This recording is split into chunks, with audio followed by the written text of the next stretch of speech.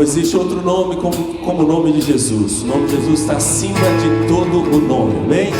E nós vamos glorificá-lo nessa manhã, declarar que Jesus reina, Jesus é rei, Jesus é soberano. Não há outro Deus como o nosso Deus.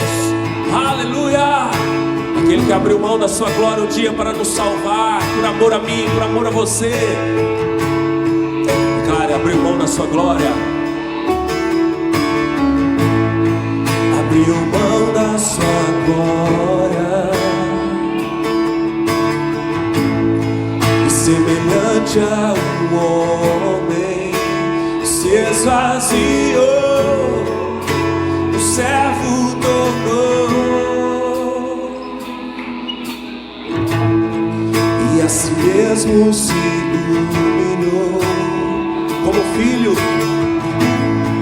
e como filho obedeceu até a morte, e morte de cruz.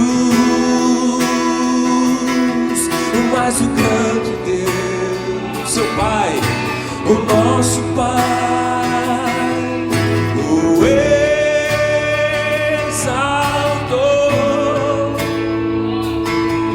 e lhe deu um nome que é sobre todo nome, no céu e na terra e debaixo da terra. Ao nome de Jesus, ao nome de Jesus, um dia todo joelho se dobrará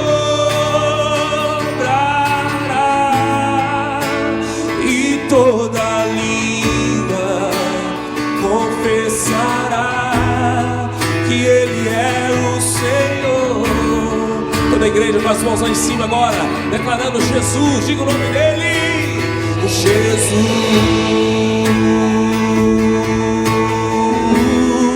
o nome sobre todo nome, nome sobre todo nome, Jesus,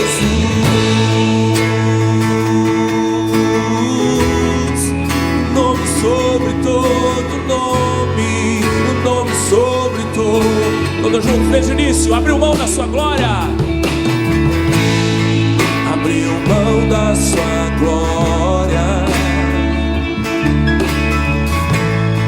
semelhante a um homem se esvaziou, o servo tornou. Ele fez mais, e a si mesmo se humilhou, aleluia, e como filho obedeceu até a morte, e morte de cruz. Mas o grande Deus, o nosso Pai, o exaltou e lhe deu um nome que é sobre todo nome, no céu e na terra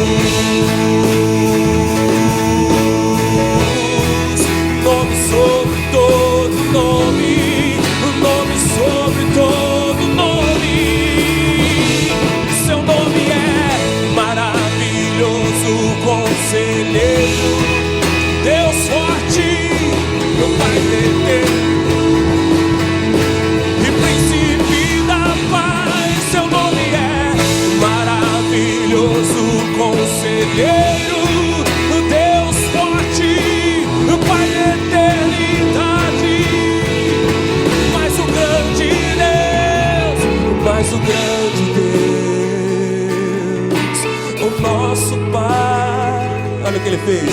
O exaltou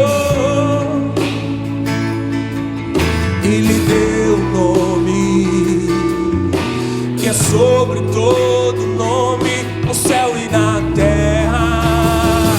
E aleluia, ao nome de Jesus, todo joelho se dobrará e toda língua confessará que Ele é, somente Ele é Senhor, somente Ele é Salvador, somente Ele reina, somente Ele é digno de louvor e adoração.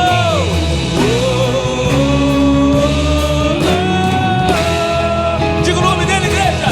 Jesus, o nome sobre todo nome.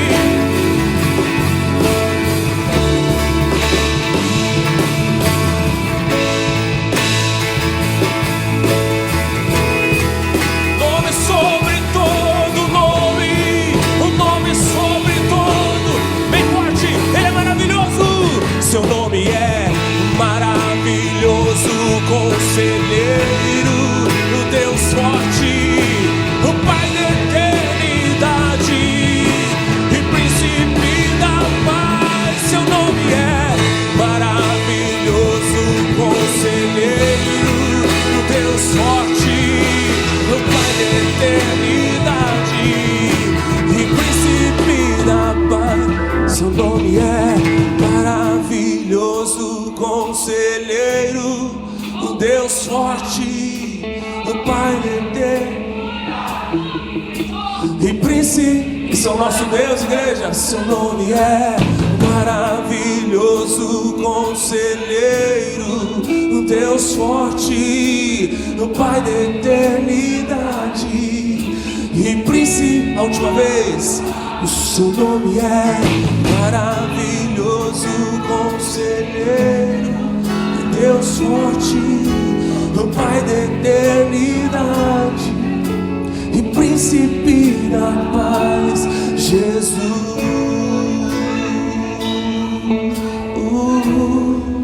Nome sobre todo nome, o nome sobre todo nome. Levante as suas mãos essa manhã, levante a sua voz essa manhã e adore este Deus que é único. Adore o único que é Salvador, adore o único que é Senhor. Se você não tem palavras, simplesmente diga o nome dele.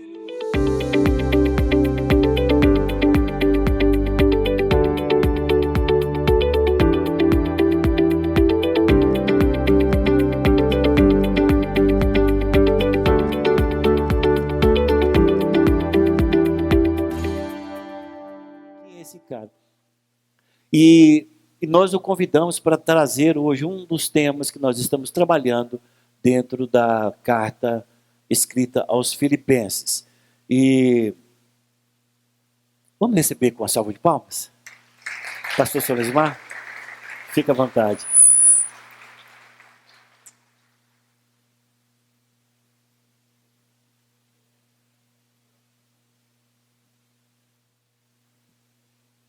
A graça e a paz a todos, amém, irmãos?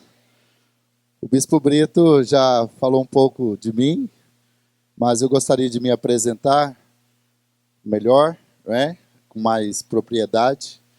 Então, meu nome é Solismar e eu sou pastor do Ministério Luz para os Povos desde 1998, quando, da ocasião, terminei o seminário teológico e abrimos a primeira igreja em Palmas, na capital do Tocantins. Eu fui enviado juntamente com o pastor José Silvino, e em 2002 eu fui transferido para a cidade de Jataí, no sudoeste goiano, e desde 2002 estamos ali pastoreando, debaixo da supervisão do bispo Sebastião Casemiro Borba. E de lá para cá, Deus tem feito grandes coisas, Deus tem feito milagres. E aí essa história de arcebispo foi o apóstolo que inventou em 2017, 2018, porque a demanda do bispo Sebastião é muito grande. Nós cuidamos de 14 igrejas e agora estamos abrindo uma no Paraguai, em Assunção. Então eu cuido de 8 igrejas, o bispo Sebastião cuida de 6, e nós supervisionamos estas igrejas. Igrejas no sudoeste goiano, no estado de São Paulo, no estado de Mato Grosso, e agora estamos implantando uma igreja em Assunção, no Paraguai, né? Tudo pela provisão de Deus. O bispo Sebastião é um abridor de igrejas, né? Eu não sei quantos conhecem o bispo Sebastião, ou pelo menos já ouviu falar do bispo Sebastião Casemiro Borba. E para mim é uma honra, uma alegria enorme poder estar aqui nesta manhã com essa amada igreja, né? Eu tenho aqui um vínculo muito especial de um discípulo do bispo Brito, uma ovelha, que é o nosso amado irmão Eliezer, morador aqui do Itatiaia. Né? Temos aqui também o pastor Edson, que é nosso amigo, companheiro, hoje está aqui também nos visitando. Agradeço muito pela presença, justamente com a sua esposa, o seu filho David, né? Para mim é uma honra enorme tê-los aqui. E o pastor Edson também é morador do Itatiaia. E eu tenho alguns vínculos aqui, né, com alguns irmãos, isso é muito precioso. E o bispo Brito eu conheço desde quando eu me formei no seminário, né? Já ouvia falar do bispo Brito, conheço a sua família, o seu sobrinho estudou comigo, nós formamos juntos, então a gente tem uma... Eu posso dizer que eu me sinto em casa aqui, e muito lisonjeado por estar ministrando a palavra de Deus a vocês, porque eu sei que esta igreja preza pelo conhecimento, pelo ensino, pelas virtudes da palavra. Vocês têm um excelente mestre, um excelente pastor, né? E para mim é um motivo de muita alegria. Quero agradecer a pastora Maria também, né? Que esses dias a gente até esteve na casa deles, foi um momento muito descontraente, um momento maravilhoso. E está comigo também nessa manhã o pastor Weder, que é o nosso pastor ali da igreja, juntamente com o bispo Jonatas, na igreja da Fama, e ele está me acompanhando aqui também nessa manhã. Então eu quero agradecer a oportunidade. Eu sou casado, tenho 3 filhos, né? E estamos já no ministério há mais de 25 anos. Sou filho de pastor desde os meus 3 anos de idade. Eu venho de uma formação americana, uma formação rigorosa, uma formação dura, certo? Meus pastores, quando eu era criança, eram os pais do pastor Abe Uber, o mais conhecido, né, o pastor da Igreja da Paz. Então, os pais dele, que já faleceram, foram os discipuladores da minha família, né? Eu sou aqui da região de Pires do Rio, Orizona, fui criado em Orizona, e ali eles chegaram, quando eu ainda tinha 3 anos de idade, implantaram a igreja e começaram a nos discipular. Então, nós temos uma história, uma caminhada com Deus, de perseverança, de muita luta, mas também de muitos milagres, não é? E a respeito do nosso Instituto Teológico, nós temos o Instituto Teológico Casemiro Borba, em homenagem ao bispo Sebastião. Esse instituto ele está conveniado com uma instituição de ensino superior.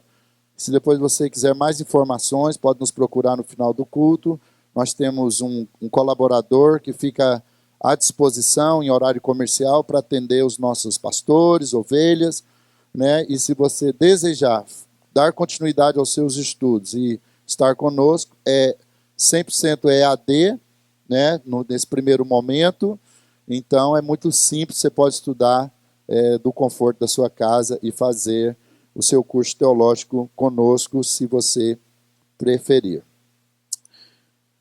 Abra sua Bíblia, por favor, em Filipenses, capítulo 2, nós vamos ler do versículo 1 ao versículo 8, que é a parte que me foi repassado aqui para nós estarmos conversando com os irmãos. E estar numa igreja pela manhã, num culto de manhã, me reporto às escolas dominicais que nós fazíamos na nossa igreja quando eu era criança. Foi na escola dominical, Bispo Brito, que eu aprendi os fundamentos da fé. Foi na escola dominical porque eu tinha excelentes professoras das salas de crianças e também de pré-adolescentes e adolescentes. E ali nós fundamentamos a nossa fé, a nossa convicção em Jesus. Todos os domingos de manhã nós estávamos ali aprendendo a palavra. Então eu me sinto assim privilegiado de estar aqui nesta manhã. Há muito tempo que eu não participo de um culto no domingo de manhã, né, como este, e numa escola bíblica dominical praticamente. E nós vamos falar hoje sobre a importância da unidade cristã da igreja. A unidade da igreja. A importância que Paulo dá a esta unidade. Baseado no estudo que vocês estão fazendo no livro de Filipenses, hoje, capítulo 2, do versículo 1 ao versículo 8. É baseado nesse texto que nós vamos falar da importância da unidade cristã ou da unidade da igreja. Se por estarmos em Cristo, a minha tradução é a NVI, tá? Nós temos alguma motivação, alguma exortação de amor, alguma comunhão no Espírito, alguma profunda afeição e compaixão, completem a minha alegria, tendo o mesmo modo de pensar, o mesmo amor, um só Espírito e uma só atitude. Nada façam por ambição egoísta ou por vaidade, mas humildemente considerem os outros superiores a vocês mesmos.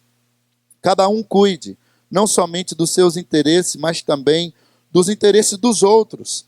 Seja a atitude de vocês a mesma de Cristo Jesus, que, embora sendo Deus, não considerou que ser igual a Deus era algo a que devia apegar-se, mas esvaziou-se a si mesmo, vindo a ser servo, tornando-se semelhante aos homens, e sendo encontrado em forma humana, humilhou-se a si mesmo, foi obediente até a morte, e morte de cruz.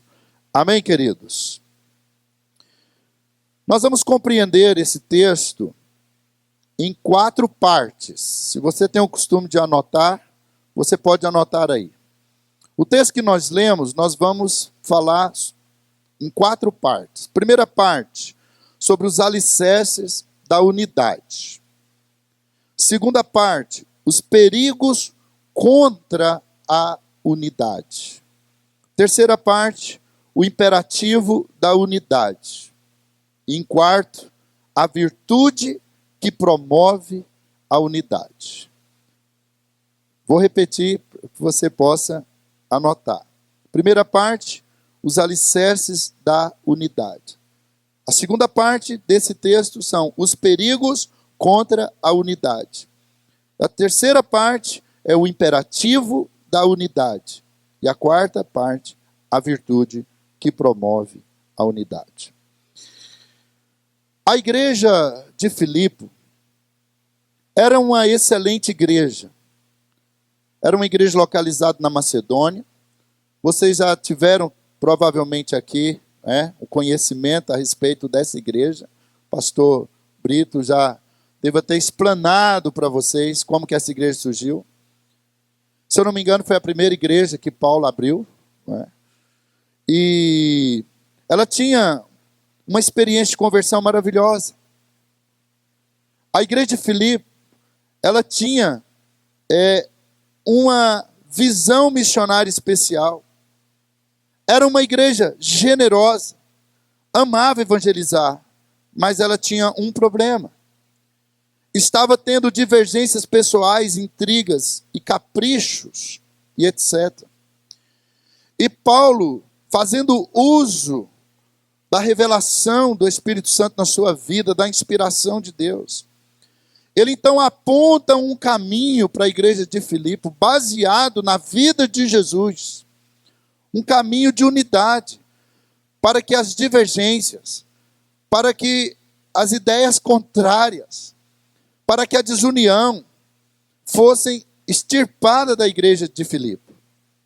Paulo, então, ele usa do exemplo de Jesus para mostrar à igreja de Filipe que a desunião, as divergências, poderiam atrapalhar o bom andamento daquela obra. E aqui eu também quero dizer aos amados que onde há divergências, intrigas, conflito, desunião, seja na família, seja na empresa, quando as pessoas começam a porfiar-se, ou seja, cada um buscar o seu próprio interesse, cada um buscar o que lhe é propício, que lhe beneficia, ao invés de buscar a unidade, o que é melhor para todos, isso desestabiliza completamente qualquer ambiente. Se não há unidade, se não há um mesmo propósito, um mesmo pensamento, se não estivermos unidos no mesmo objetivo, isso eu falo de projetos pessoais, familiares, de projetos na empresa, de projetos na igreja, isso vai causar instabilidade em todo o projeto. Então, a unidade ela é importante, ela é salutar em todos os aspectos da nossa vida. E aqui nós estamos referindo à unidade da igreja, mas não a unidade da igreja Luz para os povos, não a unidade da igreja Luz Itatiaia somente, mas a unidade do corpo de Cristo. Paulo está se referindo aqui à igreja de Cristo, e não apenas a uma denominação. Vocês me entendem, irmãos? Então, quais são os alicerces da unidade? Nós vamos encontrá-los aqui, no versículo 1. E por estarmos em Cristo, nós temos alguma motivação, alguma exortação. Se por estarmos em Cristo, nós temos alguma motivação, alguma exortação de amor, alguma comunhão no Espírito, alguma profunda afeição e compaixão, completem a minha alegria. Então, eu quero falar aqui dos 4 alicerces da unidade. Primeiro, exortação. Paulo está dizendo aqui, se por estarmos em Cristo nós temos alguma exortação, alguma motivação, ou alguma exortação, então ele está dizendo que se nós estamos em Cristo, nós seremos exortados. E que para haver unidade precisa haver exortação. E nós não estamos vendo mais exortação na igreja. Sabe por quê? Porque existe um espírito melindroso hoje. E existe uma falta de ética, aonde que se eu exorto o meu rebanho, esse rebanho acha ruim a exortação, ele vai procurar um outro pastor, uma outra igreja, e vai chegar naquela igreja e vai dizer assim, o meu pastor me exortou, me feriu, foi sem educação e etc. Ele vai inventar um monte de coisa, inverdades a respeito da exortação, por estar ferido, por estar melindrado e por ter amparo de outros líderes religiosos, outros pastores que acolhem ele em desobediência. Deixa eu te falar uma coisa, meu querido. A exortação, e eu não vou poder ler todas as referências devido ao tempo, mas eu vou deixar os textos para vocês. A exortação, ela é para promover a paz e não a discórdia, em Mateus 5:9. Jesus, ele refere-se à exortação não para promover a desordem. Quando é que a exortação promove a desordem? Quando há rebeldia no meio do povo. Porque toda palavra de exortação, ela, ao contrário de que muitas pessoas imaginam, ela não é para denegrir a imagem, ela não é para expor os problemas das pessoas, ela não é para os pastores faltarem com ética no púlpito e começar a expor os problemas das pessoas, não. A palavra exortação, no sentido grego da palavra, é para reanimar, é para levantar, é para fazer com que a pessoa reconheça o seu erro e ela se arrependa dos seus pecados e ela continue a sua caminhada com Deus. Quem de nós aqui podemos bater no peito e dizer que nunca pecamos, que nunca erramos? Agora a Bíblia diz que Deus ama e corrige aqueles que Ele ama. Amém, queridos? Se o seu pastor te exorta, se o seu discipulador te exorta, se o seu líder te exorta, é para o seu crescimento espiritual. Não se melindre. A exortação bíblica é para promover a paz e não a discórdia. Paulo também fala de um segundo alicerce, que é a consolação. A consolação é amar como Jesus amou. Consolai-vos uns aos outros.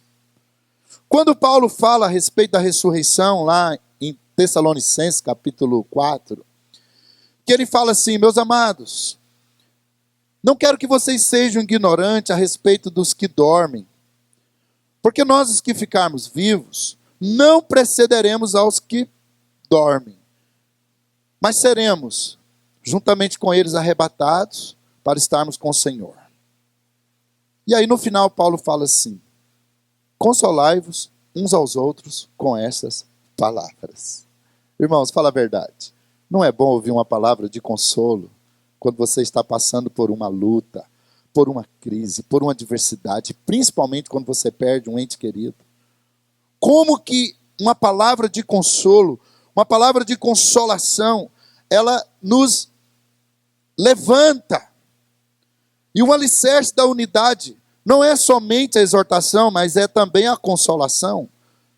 Se um líder, ele só bate, e bate, e bate, e exorta, e ele acha que ele tem o dom da exortação, porque tem irmão que acha que tem o dom da exortação. E a primeira coisa que esse irmão fala é o seguinte: eu falo a verdade, eu falo o que me dá na teia, eu não rodio o toco. Cuidado, porque se você só bate, mas nunca consola, talvez em algumas manhãs aqui de culto, de reunião, tem pessoas que só precisam de uma palavra de conforto. Talvez tenha outras que só precisam de uma palavra de exortação. Mas isso tudo é para promover a unidade. Então a palavra de consolação. Então Paulo ele vai dizer que se por estarmos em Cristo nós temos alguma palavra de consolação, de motivação, seja isso que complete a minha alegria. Sabe o que completa a nossa alegria? São essas coisas em Cristo Jesus. Exortação, consolação. E o que é a consolação? É nada mais do que amar como Jesus amou. Isaías vai dizer que Jesus não veio para apagar o pavio que fumega e nem despedaçar a cana quebrada. Tem dia que a gente está tão quebrado emocionalmente. Tem dia que a gente está parecendo um paviozinho que fumega. Eu não sei quantos conhecem essa expressão. Eu sou da época da lamparina, da candeia, em que eu me lembro muito bem, era com óleo diesel que minha mãe acendia as lamparinas dentro de casa. E às vezes quando o óleo acabava, ficava aquele paviozinho fumegando com aquela fumaça fedorenta, mal cheirosa, no ambiente do lar. E a gente olhava ali e não tinha mais combustível para colocar na lamparina e ficava aquela fumacinha até apagar.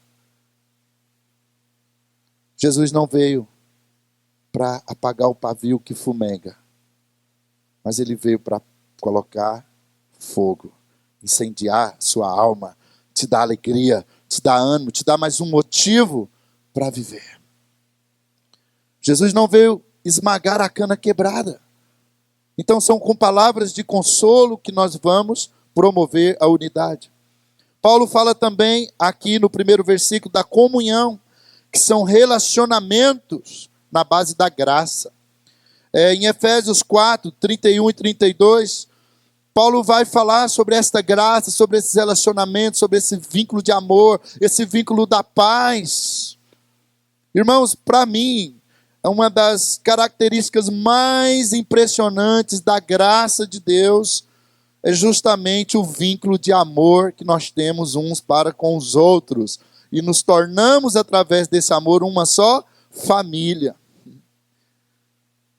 Eu posso estar em qualquer cidade e em qualquer igreja, seja da Luz ou seja de outra denominação. E se verdadeiramente aqueles irmãos temem a Cristo, foram lavados e remidos no sangue do Cordeiro, estão servindo a Jesus, eu me sinto em casa. Eu estou em Jataí, vai fazer 21 anos agora em fevereiro, e eu não tenho familiares de sangue. Eu não tenho meu pai, não tenho irmão, não tenho tios, não tenho avós. Mas pensa se eu me sinto como peixinho fora d'água? De forma alguma. Porque na igreja eu encontrei meus irmãos em Cristo, e na igreja eu encontrei pessoas que verdadeiramente me amam, e que muitos são, os nossos relacionamentos são até mais íntimos do que com os irmãos de sangue. Então, na igreja você tem relacionamentos sólidos. E é na igreja que eu quero que meus filhos cresçam e com pessoas amáveis, pessoas amadas. Agora, como toda família, toda igreja tem problemas. É composto de pessoas falhas, humanas. Mas você deixa de amar sua mãe, seu pai, seu irmão por causa das suas falhas? De forma alguma. A não ser que você não perdoa. E quarto alicerce da unidade é o afeto. Sensibilidade com as necessidades e sentimentos dos outros. Paulo diz que nós devemos carregarmos as cargas uns dos outros. Suportarmos uns aos outros. Você sabe que quando Paulo diz, em Colossenses 3,12, que nós devemos suportar uns aos outros, amar uns aos outros, carregar as cargas uns dos outros. Na verdade, suportar não é aceitar todos os defeitos desse irmão, não. A palavra suporte é como se fosse um ombro amigo para você caminhar. Você tem um ombro amigo aqui na igreja, você pode caminhar com ele. Você precisa ter isso. E não é só o ombro do pastor, porque somente o ombro do pastor não é capaz de suportar todos. Mas olha para o irmão que está do seu lado, fala para ele assim, me empresta o seu ombro, para mim, seja meu suporte. Certo? Lá na minha igreja tem um discípulo que ele teve que fazer uma cirurgia e agora ele está andando de muleta. E ele só consegue andar de muleta. Então, o suporte é isso. Se ele não tiver esse suporte, ele não consegue caminhar. Tenha sempre um ombro amigo para você poder chorar, para você poder derramar seu coração, se você confia nessa pessoa, se você tem relacionamento com essa pessoa. Então, o Espírito Santo nessa manhã, ele pede para dizer a você, não ande sozinho, meu irmão. Não ande sozinho. A unidade, ela é baseada na exortação, na consolação, na comunhão e no afeto. E Paulo, ele no versículo 2, ele diz, tem o mesmo amor, o mesmo ânimo, sentindo a mesma coisa. A minha dor é a sua dor é a minha dor. Então esses são os alicerces da unidade. Em segundo lugar, quais são os perigos contra a unidade? Versículo 3 e 4. Nada façam por ambição egoísta ou por vaidade, mas humildemente considerem os outros superiores a vocês mesmos. Cada um cuide não somente dos seus interesses, mas também dos interesses dos outros. Então a segunda parte desse estudo é os perigos contra a unidade. O apóstolo Paulo já havia mencionado o exemplo negativo de alguns crentes de Roma, que estavam trabalhando com a motivação errada. Você pode verificar isso no capítulo 1, versículo 15 e o versículo 17. Havia alguns irmãos ali com motivações erradas. E Paulo então exorta a igreja a tomarem cuidado com esses irmãos. Esse comportamento fere a comunhão entre os irmãos, perturba a unidade da igreja. Agora Paulo fala sobre dois perigos que conspiram contra a unidade da igreja local de Filipos. Vamos ver quais são. Primeiro, partidarismo. Está no versículo 3 e versículo 4. Nada faça por ambição egoísta ou por vaidade. Então, depois de Paulo mencionar a atitude mesquinha de alguns crentes de Roma, que movidos por inveja pregavam a Cristo para despertar neles ciúme, pensando que seu trabalho apostólico era uma espécie de campeonato em busca de prestígio, agora ele passa a apontar os perigos que estavam afetando também a unidade da igreja. Em primeiro lugar, o primeiro perigo é trabalhar sem unidade. trabalhar de forma partidária. Igreja não é partido político, igreja não é lugar de partidarismo. Eu cheguei hoje, quando eu entrei, eu perguntei para o meu... Aliás, aí eu vi as bandeiras aqui. O que está acontecendo aqui? E eu percebi que vocês estão numa gincana, não é verdade? É uma gincana? Uma gincana, isso é legal, isso é bacana, mas veja bem, esse grupo do Reino do Norte e o grupo do Reino do Sul é um só grupo. Amém, irmãos? Vocês vão fazer essa competição, mas com espírito de unidade. Para que o pastor não seja... Para que ele não perca tempo apagando incêndio. Porque o irmão ficou magoado com o outro, porque o irmão falou isso do outro, porque o irmão... Não. Nós somos do mesmo reino. Amém? Então vocês têm essa dinâmica para que o conhecimento de vocês sejam aprimorados. Eu tenho certeza que essa é a motivação do Bispo Brito, do Pastor Brito, da Pastora Maria, que vocês ampliem o conhecimento de vocês, mas que vocês não percam, a unidade. Nada debilita mais a unidade do que os crentes estarem engajados no serviço de Deus sem unidade, puxando cada um para o seu lado. Então a obra de Deus não pode avançar quando cada um puxa para um lado. Igreja não é lugar da gente brincar de cabo de guerra. Cabo de guerra, eu acho que deveria até ser restaurada essa brincadeira, mas lá na sua casa com seus filhos, numa comunhão de família. Mas a igreja não é lugar para ficarem divergindo-se, seja teologicamente, seja escatologicamente, seja buscando partidarismo religioso, teológico, cristão. Não. Aqui todos estamos no mesmo reino, que é o reino de Deus. Amém, irmãos? Então Paulo ele exorta sobre o partidarismo. Então eles estavam todos lutando pelo evangelho, mas não juntos. Foi isso que Paulo identificou na igreja de Filipe. Vocês estão, sim, trabalhando, mas não estão juntos. E é por isso que ele vai dizer também à igreja de Corinto, vocês ficam dizendo, uns dizendo, eu sou de Paulo, outro eu sou de Apolo, outros, sabe, ele falou, olha, mas quem é Apolo, quem é Paulo? E às vezes, nós ficamos dizendo, eu sou do líder fulano de tal, eu sou do líder fulano de tal, e a gente evita uns aos outros dentro da igreja, por questão, talvez, de temperamento, sabe, irmãos, eu já tive muito isso, eu vou confessar aqui o meu pecado. Sabe, quando eu cheguei na igreja sede, em 1997, aqui na Fama, eu tive uma resistência muito grande com o Bispo Samuel. Sabe, eu não sabia por quê, mas eu vi o Bispo Samuel ministrando louvor, ainda tinha um Seiva Nova, eu acho que eu tinha, era inveja, só podia. E o Samuel chegava perto de mim, me dava até hoje.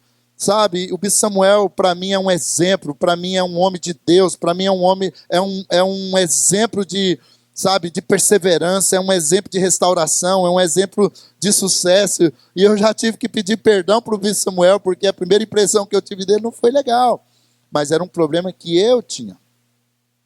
Sabe aquele negócio, eu não vou com a cara daquele irmão, você nem conhece o irmão. Poxa vida, isso é muito ruim para nós.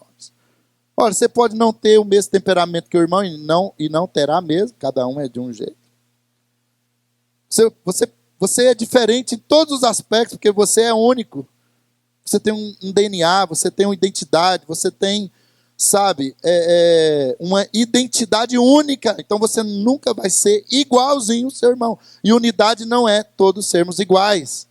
Unidade é todos trabalharmos pelo mesmo propósito, que é esvaziar o reino das trevas e povoar o reino dos céus. Vocês estão aqui como igreja para esvaziar o reino das trevas e povoar o reino dos céus. Esvaziar o reino das trevas e povoar o reino dos céus. Amém? Segundo perigo que Paulo fala é sobre a vanglória. No versículo 4, ele vai dizer: cada um cuide não somente dos seus interesses, mas também dos interesses dos outros. Seja a atitude de vocês como a de Jesus Cristo. Vanglória é buscar glória para si mesmo, é orgulho, é se achar melhor do que o outro. É o mesmo sentimento de Lúcifer e de Caim, que se achavam melhor. Caim se achou melhor do que o seu irmão Abel. Qual foi a consequência disso? O primeiro homicídio. Lúcifer se achou melhor do que Deus. Qual foi a consequência disso? Foi expulso dos céus, perdeu o seu lugar e se tornou o nosso inimigo de Deus. Então, quando nós começamos a achar que a glória é nossa, que nós somos melhores, porque eu faço melhor, nós começamos a perder a essência de Cristo em nós. Muito cuidado com isso. Então a palavra quenodoxia, traduzida para vanglória, só aparece aqui, em todo o Novo Testamento. Ela denota uma inclinação orgulhosa que busca tomar o lugar de Deus e estabelecer um status auto-assertivo que rapidamente induz ao desprezo do próximo. Sabe, menosprezar o outro. Deixa eu te falar uma coisa. Ninguém é suficientemente sábio e conhecedor das ciências que não tenha o que aprender. E ninguém é tão ignorante que não tenha o que ensinar. Todos nós temos coisas para aprendermos com o outro e temos coisas para ensinar ao outro. Que você possa aproveitar isso para promover a unidade do corpo de Cristo. Os perigos contra a unidade, então, resumindo, partidarismo e vanglória. E, em terceiro lugar, terceira parte do texto que nós lemos, é o imperativo da unidade. Qual é o imperativo da unidade? Vamos perguntar aqui para o Reino do Norte. Qual é o imperativo da unidade? Alguém arrisca? Arriscaria dizer? Arrisca, Elias? Não? Então vou perguntar para o Reino do Sul. Qual é o imperativo da unidade?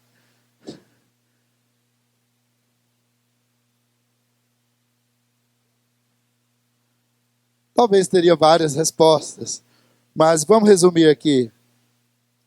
É ser como Cristo Jesus. Termos a mesma atitude de Cristo Jesus.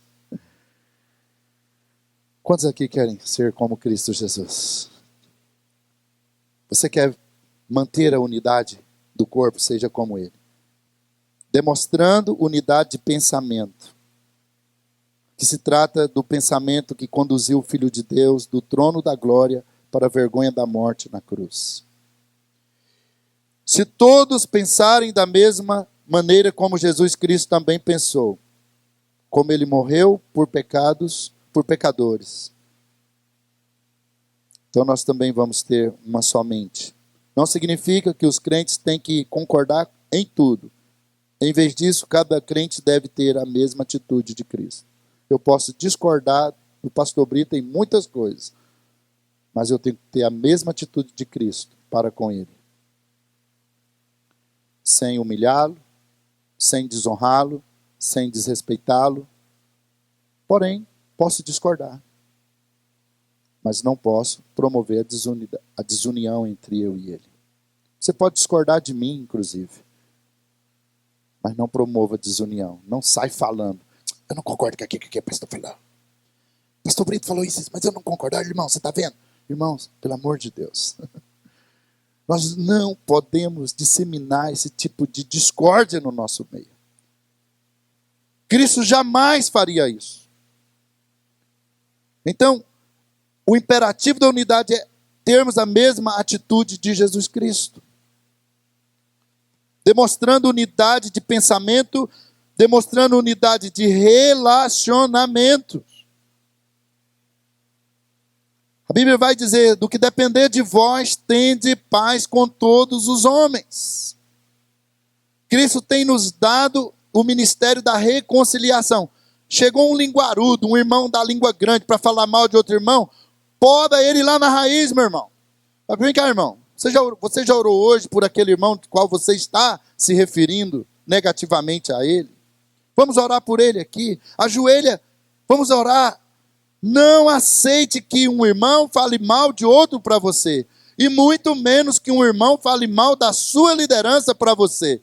Não dê ouvidos a esse tipo de conversação, porque ela dissemina desunião. E o diabo começa a entrar no meio da igreja, causando divisão, insatisfação. Quando o pastor percebe, quando o rebanho percebe, está todo dilacerado. Então Paulo vai dizer que nós devemos ser como Cristo. Então ele diz: seja a atitude de vocês a mesma atitude de Jesus, que sendo Deus, não considerou ser igual a Deus. Você pode ser bom em muitas coisas, mas não considere isso superior ao seu irmão. Amém? Então a atitude de Cristo, demonstrar unidade de pensamento, demonstrar unidade de relacionamento. Terceiro, demonstrar unidade espiritual. E em quarto, demonstrar unidade de sentimentos. Tendes em vós o mesmo sentimento que houve em Jesus Cristo. Diga comigo assim: os filhos de Deus não são competidores, mas cooperadores. Amém? E por último, a virtude que promove a unidade é a humildade. A virtude que promove a unidade é a humildade. A humildade é a virtude que vai promover unidade em todos os aspectos da sua vida e da vida ministerial e espiritual da igreja. A humildade é o remédio para os males que atacam a unidade da igreja. Entre os gregos e romanos, a humildade soava negativamente, era figura de fraqueza. Que esse espírito de Roma, do paganismo, possa ser extirpado do nosso meio. E que nós aprendamos a sermos humildes e a considerarmos os nossos irmãos superiores a nós mesmos. A preferir em honra o outro do que a nós mesmos. Certa vez, já partindo aqui para o encerramento, porque eu não vi a hora que eu comecei, então estou meio perdido. Pode me falar, tá? Pode me avisar. Certa feita, estava conversando com um irmão e ele disse assim: você quer saber qual é o ponto perfeito da nossa unidade? É quando tem uma cadeira, numa reunião como essa, somente uma cadeira para se sentar. E chegam dois irmãos. E um fala para o outro: irmão, por favor. E o culto vai durar 2 horas, você vai ter que ficar em pé 2 horas. E o outro chega e fala: irmão, sente-se. Não, irmão, que é isso? Senta você. E eles começam, essa é a porfia boa, né? A porfiar para um querer um honrando o outro. Deixa eu te perguntar, você tem esse sentimento que se você chegar aqui, tem uma cadeira e tem você e outro irmão que precisa sentar. Quem vai sentar? Você ou ele? Você ou ele? Esse ele parece que está engasgado dentro da gente. Sabe, é um exemplo tão simples, mas que pode revelar o nosso coração. Preferir em honra o outro. Então, quem vai sentar? E você vai ficar para que o outro se assente. Aí a gente está começando a chegar na maturidade cristã. Isso é preferir o outro. E esse é um exemplo muito simples, mas isso serve para tudo na vida. Você chega no semáforo, ou você chega numa rotatória, E aí a gente está numa correria louca, e quem chega primeiro é o que tem que passar na frente, e às vezes dá uma briga de trânsito, porque a gente nunca quer dar a preferência para o outro. E isso é do ser humano, sabia, irmãos? Querer honra para si ao invés do outro. Mas Jesus não foi assim. Jesus, ele esvaziou-se de si mesmo, veio a ser servo, tornando-se semelhante aos homens, sendo encontrado em forma humana, humilhou-se a si mesmo e foi obediente até a morte e morte de cruz, para que eu e você pudéssemos hoje promovermos a unidade do corpo de Cristo. Ele é o imperativo da unidade. Ah, se os pastores, apóstolos, bispos, querubins e serafins, que às vezes se acham tão melhores do que os outros, entendessem que precisamos ser como Cristo, preferindo em honra o colega, o outro, e ajudando o outro, não teríamos tanta divisão, tantas barreiras, e o reino dos céus estaria mais povoado. A virtude que promove a unidade é a humildade. Encerrando, o que é humildade?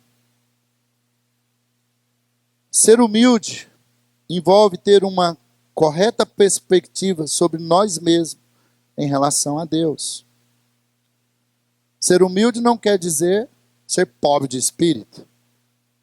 Ser humilde não quer dizer ser um coitadinho, miserável. Não. Você pode ser humilde, tendo muita riqueza. E você pode não ter nenhuma riqueza e ser orgulhoso. Eu já tive vários desabores com pessoas que a gente tentávamos ajudar, com cesta básica, pagando a água, a luz, sabe? Às vezes chegam umas pessoas assim, porque Jesus disse que os pobres nós sempre teríamos conosco, e às vezes a igreja é um lugar para amparar as pessoas. Só que em toda minha experiência de igreja, essas pessoas muitas vezes se mostraram mais orgulhosas do que qualquer outra pessoa na face da terra. E isso entristece tanta gente. Porque às vezes, não tendo nada, querem ser orgulhosos. E ao contrário, também muitas pessoas prósperas, abençoadas, tão humildes. Porque é assim que deve ser. Tanto as pessoas que são prósperas financeiramente devem ser humildes, quanto as que também são simples devem ser humildes. Porque humildade não é o mesmo que simplicidade. Pessoas que são simples, mas não são humildes. São arrogantes, são orgulhosas. E elas demonstram isso no relacionamento familiar, no relacionamento para com a igreja, no relacionamento para com a sociedade. Porque é a síndrome de Lúcifer, de querer ser melhor do que o outro, querer ser melhor do que até mesmo Deus. Então, humildade é quando nós nos vemos numa perspectiva correta em relação a Deus, que por sua vez nos coloca numa correta perspectiva em relação ao irmão. E como a humildade se manifesta? O apóstolo Paulo menciona duas manifestações da humildade. A humildade olha para o outro com honra. Nada façam por ambição egoísta ou por vaidade, mas humildemente considerem os outros superiores a vocês mesmos. Coloca o outro acima do eu. Uma pessoa humilde não tem sede de fama, projeção e aplauso. Ela não se embriaga com o poder. E segundo Paulo diz que a humildade busca o interesse do outro. Se você está precisando de algo, eu quero te ajudar, quero poder te socorrer, eu quero poder te dar a mão. Buscar o interesse do outro é ter empatia pela dor do outro, como fizemos aqui nessa manhã, orando pelo nosso irmão que está lá no hospital. Se cada um aqui colocar no seu coração e sentir um pouquinho da dor que ele está sentindo, Deus vai olhar para essa igreja, Deus vai olhar para o coração dessa igreja, e Deus pode promover um milagre na vida daquele irmão por causa da nossa empatia. Mesmo não conhecendo, talvez muitos não conhecem. Então, Jesus, ele foi o nosso maior exemplo. O supremo exemplo de humildade. Se o exemplo de Cristo deve ser seguido, é melhor então manter maior interesse pelos direitos dos outros, pelos nossos deveres, do que cuidar principalmente dos nossos direitos e dos deveres dos outros. Então Jesus, ele sabia balancear bem isso. Você tem necessidades pessoais, sonhos, projetos? Você tem hoje, nesta manhã, uma necessidade e que talvez você fique guardando para você, e por orgulho você não compartilha com ninguém, você está sofrendo por isso. Procure o seu pastor, procure o seu líder e fale: eu estou precisando de ajuda. Jesus nunca deixou de atender uma pessoa que o procurou, pedindo socorro. Quero pedir que você se coloque de pé. Se o rapaz do teclado puder aqui nos auxiliar. Eu gostei muito das músicas que vocês cantaram aqui, porque me reportou a minha infância, sabe? Ontem a gente estava numa igreja ali em Aparecida de Goiânia cantando essas músicas assim. Eu não sei se vocês cantam aquela: Cristo levou sobre si as nossas dores. Se souberem. Se não, eu quero chamar o pastor Brito aqui já, para que nós possamos encerrar. E a conclusão que nós podemos fazer é que falta muitas vezes unidade, porque os nossos alicerces estão abalados. Há partidarismo e vanglória, atitudes contrárias às de Cristo. Então lá em Efésios 4, e eu vou ler esse texto para a gente finalizar. Paulo diz: procurando guardar a unidade do Espírito pelo vínculo da paz. Há um só corpo, um só Espírito, como também foste chamados em uma só esperança da vossa vocação. Diga comigo: um só Senhor, uma só fé, um só batismo, um só Deus e Pai de todos, o qual é sobre todos, por todos e em todos. Que não haja divergência, divisão entre nós. Que Jesus possa ser o maior exemplo para cada um de nós essa manhã.